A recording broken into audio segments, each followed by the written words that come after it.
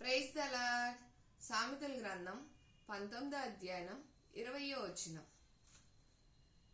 నరుని హృదయంలో ఆలోచనలు అనేకములుగా పుట్టెను, యెహోవా యొక్క తీర్మానమే స్థిరము. ఇక్కడ ఏమంటున్నాడండి? మానవ హృదయంలో అనేక ఆలోచనలు పుడుతున్నాయి, కానీ యెహోవా యొక్క తీర్మానమే స్థిరము అంట. చూసారండి, మామూలుగా మనుషులము లేచిన కాడ నుంచి ఏదో ఒక ఆలోచన చేస్తూనే ఉంటాం కదా. ప్రతి విషయంలో కూడా ఆ పని చేద్దాం, ఈ పని చేద్దాం, అక్కడికి వెళ్దాం, ఇక్కడికి వెళ్దాం, లేకపోతే ఈ రోజు ఇది కొందాం, అది కొందాం అని ఏదో ఒక ఆలోచన చేస్తూనే ఉంటాం మనిషి. కానీ మన హృదయంలో వచ్చే ఆలోచనలు మనకి అది మంచో చెడో అన్ని దేవుడు ఎరిగి ఉన్నవాడేనండి. కొన్ని మనం చేసినవి సక్సెస్ అవుతాయి, కొన్ని ఏమో ఫెయిల్ అవుతాయి. అదేంటి అనుకుంటాం కదా.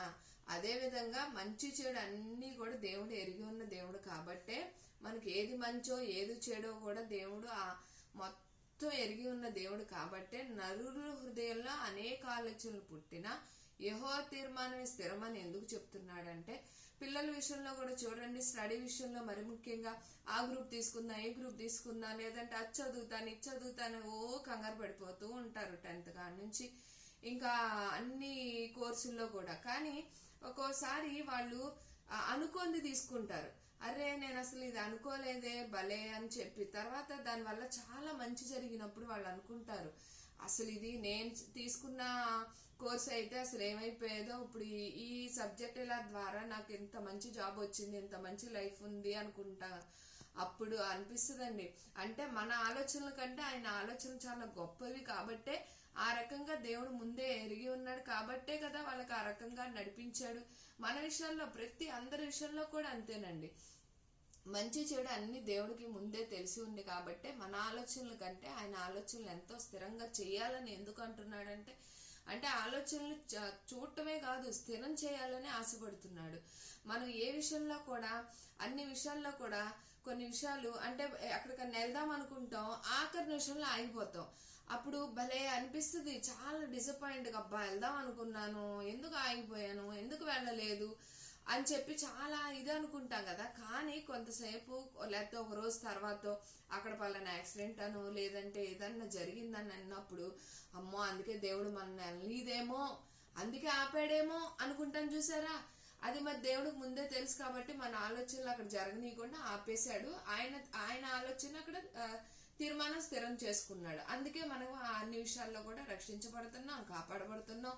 చాలా విషయాల్లోనండి, ఆస్తి విషయమే కానీ ప్రాణ విషయంలో కానీ అన్ని విషయాల్లో కూడా మనం కొన్ని విషయాల్లో కూడా చాలా ఆలోచిస్తూ ఉంటాం. ఆలోచనలో కూడా మనకి స్థిరత్వం ఉండదు.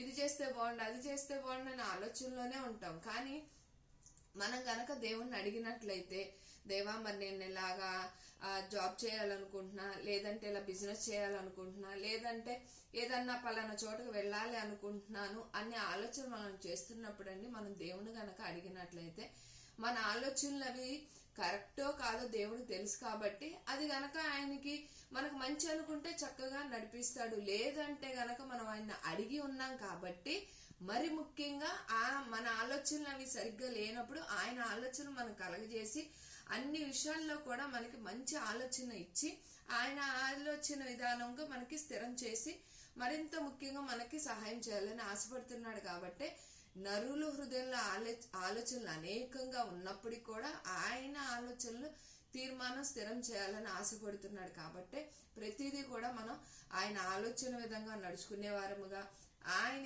ఏదైతే మనకి సహాయం చేసి మనకి ఆనందం అంటే మన హృదయం అనేది ఆయనకి చాలా ఇష్టం కదండి. సంతోషపరిచే మనం కూడా కుటుంబంలో బిడ్డల్ని కానీ అన్ని విషయాల్లో కూడా సంతోష పెట్టాలని ఎలా ఆనందపడుతూ ఉంటామో,